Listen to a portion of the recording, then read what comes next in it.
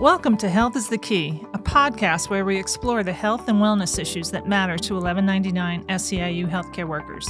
I'm your host, Elizabeth Moore, and today we get to the heart of the matter with our guest, Dr. Gbenga Ogedegbe. Dr. Ogedegbe is the director of NYU Langone Health's Institute for Excellence in Health Equity and the Dr. Adolph and Margaret Berger Professor of Medicine and Population Health at NYU Grossman School of Medicine.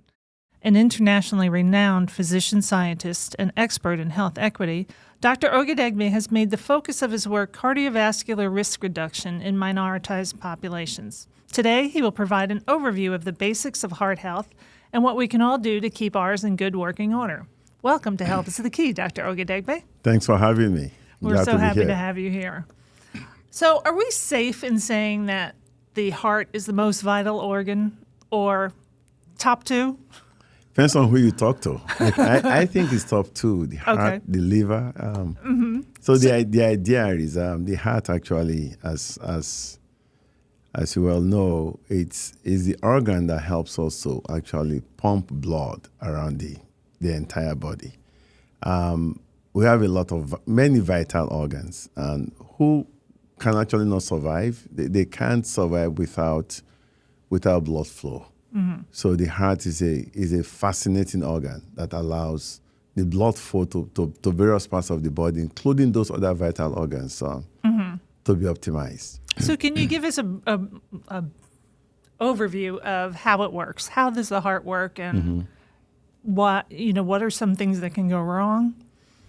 So there are different ways to look at it. So just imagine that you have, the way I try to describe this to people is that if you live in a house, right, you have the boiler, and you have to provide heat for the house. In some cases, maybe air conditioning. So the idea is that with the boiler, the boiler has different pipes going to different rooms. That boiler has to keep working, and hot water has to keep circulating through that boiler to all the different rooms. You may have some valves in certain rooms where you turn down the heat, or you shut it off, or you turn it off. So imagine the house is you. The different rooms are the other vital organs, the liver, the eyes, the brains, the kidneys, the lungs. So your heart is the boiler. If anything goes wrong with that, it is shut off, and that's it. Mm-hmm. So the way the heart works is that it pumps blood, right, with oxygen to the different parts of the body, and then the waste products from those parts of the body actually goes into the veins, goes back into the lungs. It is renewed, replenished. We breathe in oxygen. The heart takes that again. So it's constantly pumping blood and receiving blood. So if you think about that, we call that really the function of the heart, the ability to pump blood that is filled with oxygen and other nutrients to our vital organs. So if it stops working, you don't have that, and then the organs are starved of oxygen. If they're starved of oxygen, then what tends to happen is that you begin to have all kinds of diseases. Mm-hmm.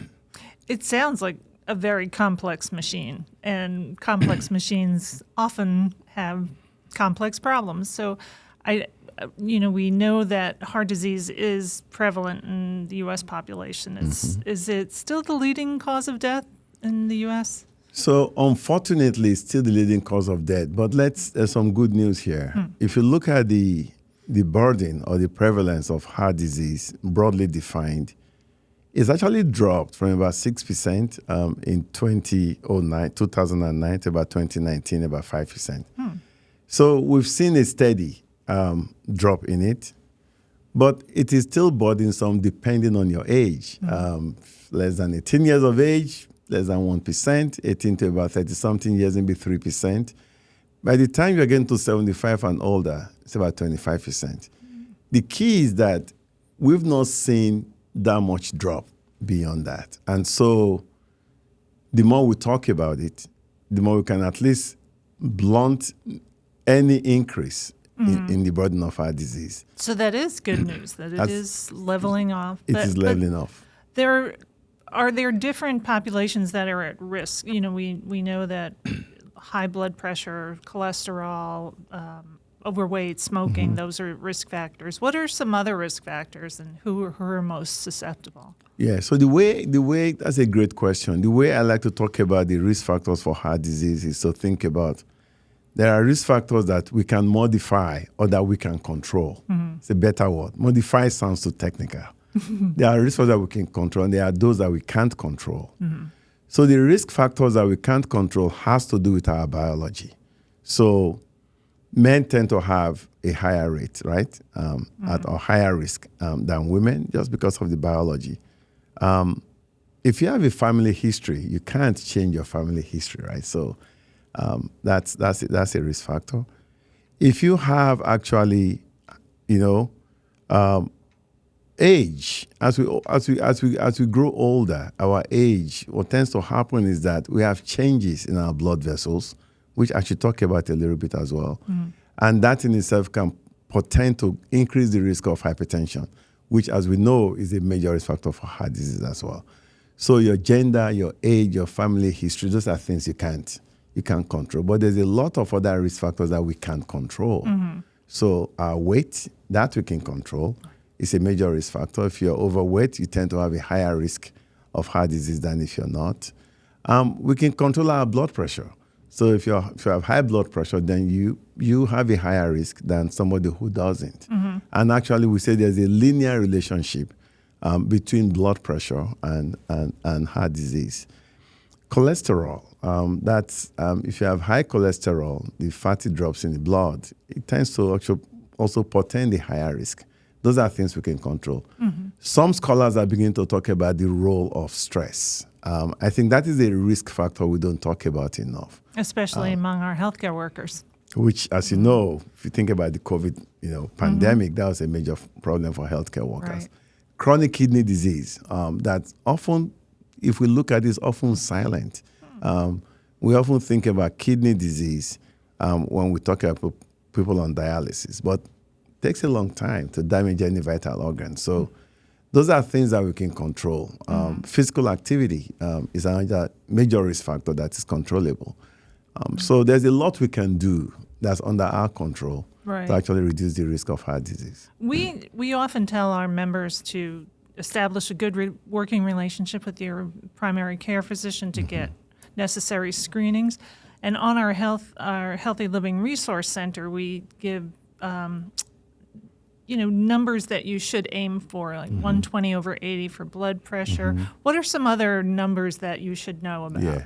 So I should mention one of the risk factors called diabetes, right? So there are ways you can look at your hemoglobin A1C. That is the marker of whether or not somebody has diabetes, or even the marker of whether or not somebody has uncontrolled diabetes. So that you want to be typically less than 5 or 5.7, as some folks would say.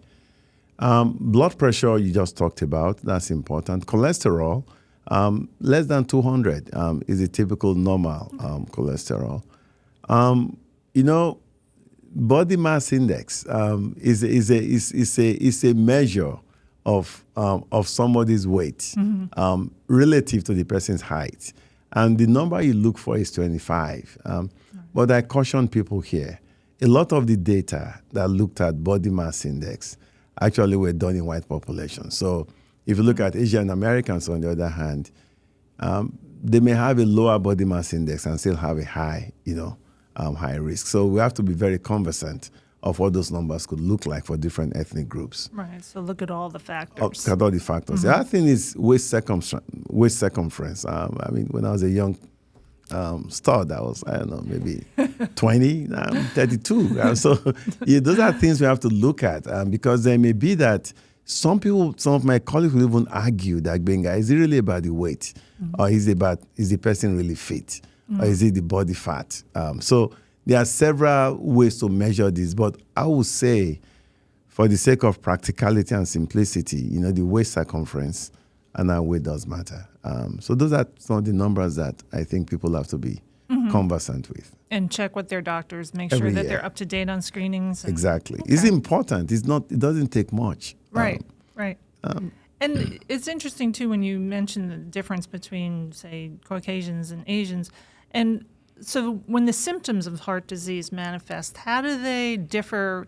I've read that men and women's symptoms, women are often overlooked because of their symptoms are different from typical ones that you hear about from men. Can you explain that a little? I can. I'll try to do that. Typically, people would argue that, so my wife is an emergency medicine doc, and you will say something when you see somebody with a heart attack in the emergency room, the way it will present in women is often different than men. But the key factor is that people have underlying pain, right?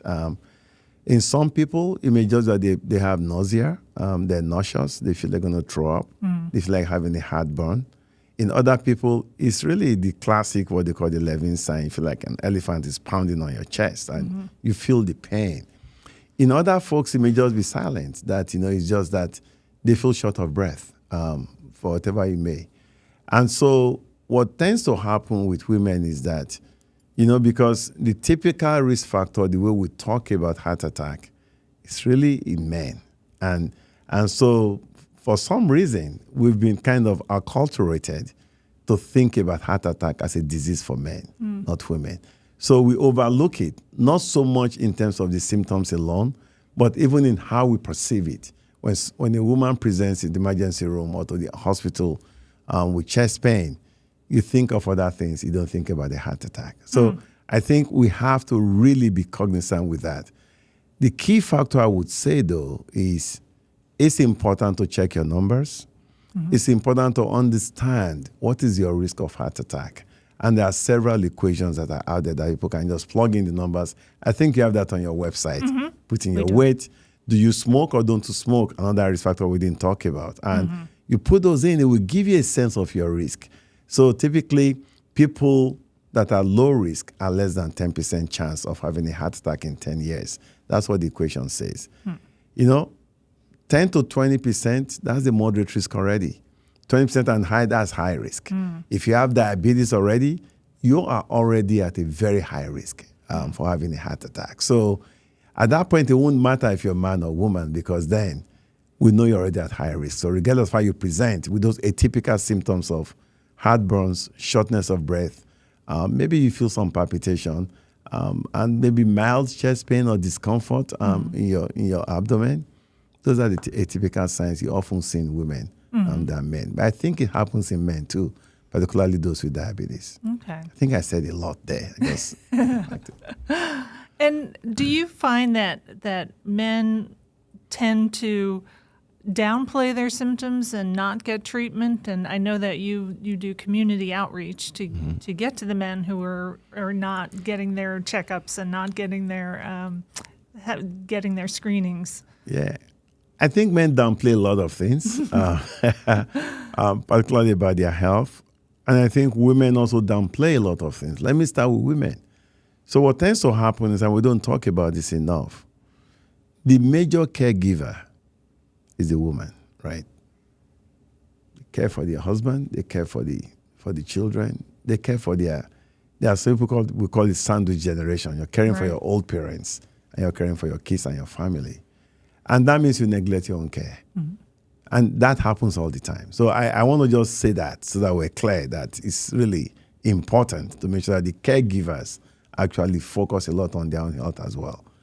It's like you're in an airplane, right? And it used to fascinate me when they say, in case of an emergency, put on your mask first before putting on the mask for your children. Like, I got to save my child. What are you talking about? Well, the idea is that if you're not healthy enough, you cannot take care of somebody who is unhealthy. So I think that's important.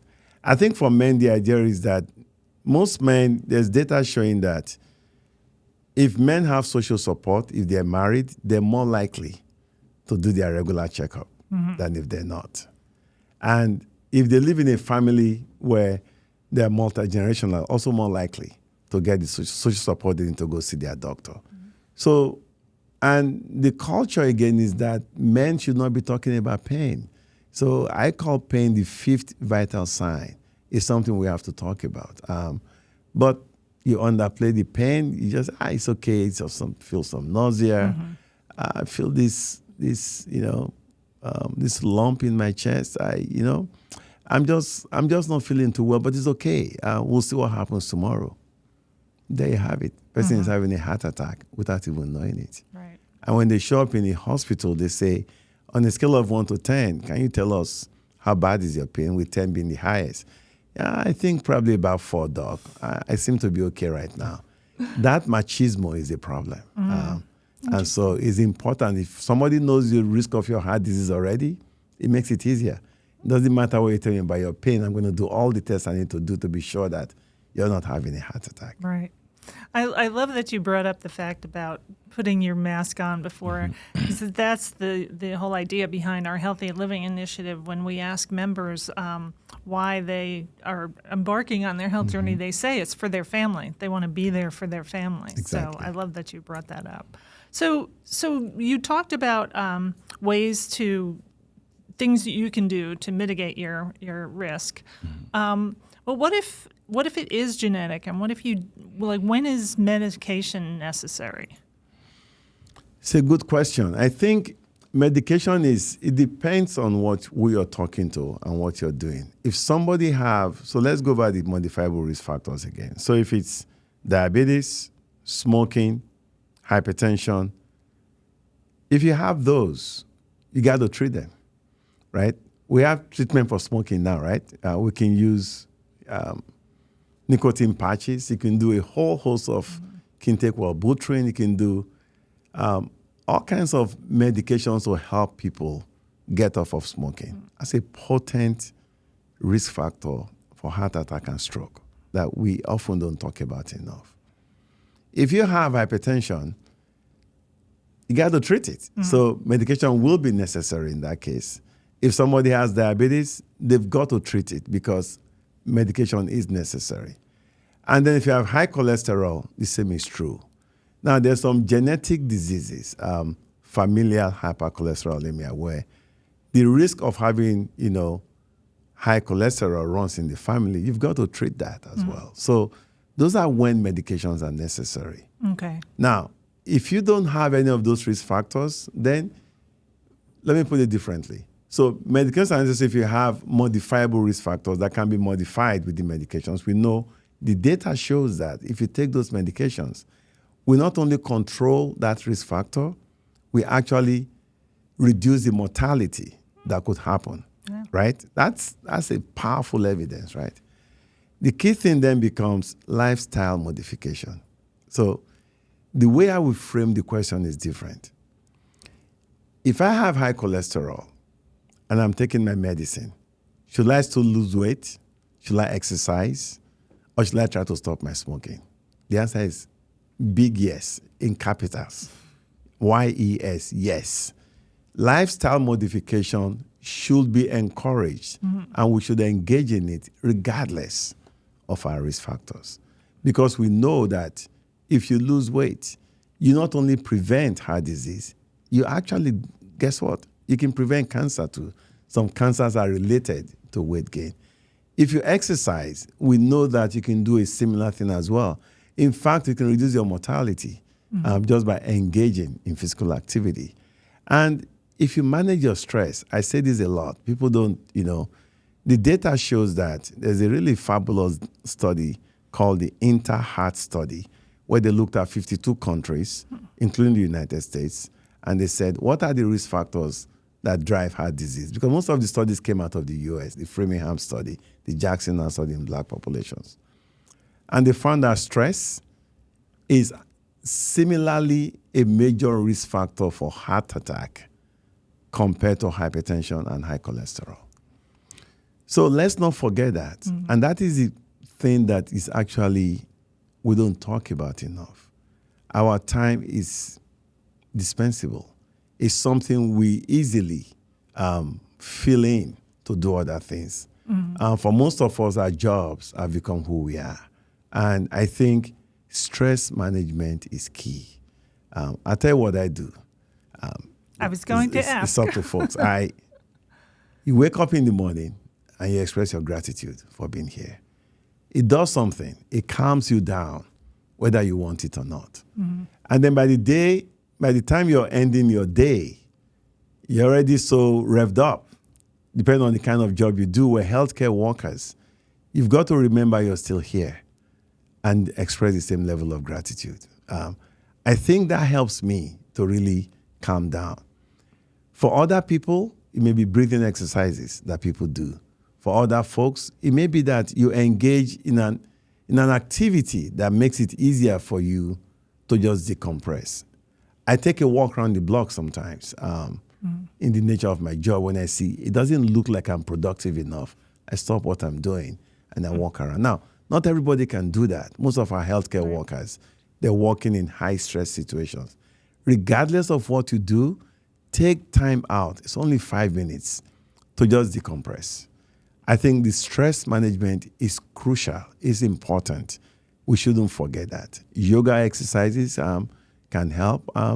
Whatever it is that makes it easy, listening to music, it depends on where you find your peace. I think that's crucial for us to appreciate. And so weight loss matters. We've talked about that.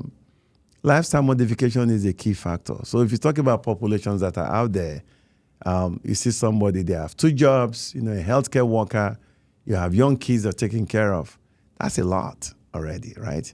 You come home, you're working night shifts, you got to manage your sleep. Sleep is a major behavior that we need to adopt that can also allow us to cool off the body in ways where all of those inflammatory markers that also portend cardiovascular risk can be managed. I think that's great. We are a little proud that we have a lot of those. We have meditation tapes, we have exercises on our website. So, and we try to encourage our members to take advantage of it, to make time for themselves. So I think you covered everything. Is there one takeaway that you would give to our members about keeping their heart healthy? Yeah. The one takeaway I will give to our members is that if you look around us today, our diet has changed. Okay. It's changed in ways that if we begin to talk about that, it will take us another 3 hours. You can access any kind of food at any time around you. What I tell people is, do me a favor. When you're cooking, don't use salt. Because most of the things that we cook with, they're preserved already with a lot of salt in them. That in itself can actually bring down your blood pressure. Strive when necessary to leave a ton of olive oil. Could be expensive for some people, but at least granola, the kind of things that, as much as you can, I don't tell people that you've got to adhere to a particular strict diet. That in itself is a problem. Try to improve your diet in any meaningful way. If it is that you increase the amount of fresh fruit and vegetables that you can take, please do that by all means. If you can take more nuts than necessary, please do that. It's important to really watch what we eat and manage the stress. And I think everything else will fall in place. That's great. So small steps that make a big difference. In life, everything is about small changes. If you can take that small change, you build your self-confidence. When you build that, you get more motivated. When you do that, you want to do more. So it is the small steps that matter. The journey of 1,000 miles starts with a step. Thank you so much. We so appreciate your coming in today. Thanks for having me.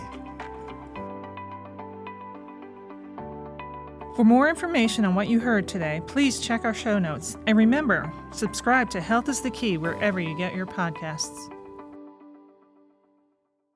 This podcast and its content are presented solely for general informational and entertainment purposes. The information and opinions provided on this podcast are not intended as legal or medical advice and do not constitute or serve as a substitute for professional medical or psychological treatment, diagnosis, therapy, or other types of professional intervention.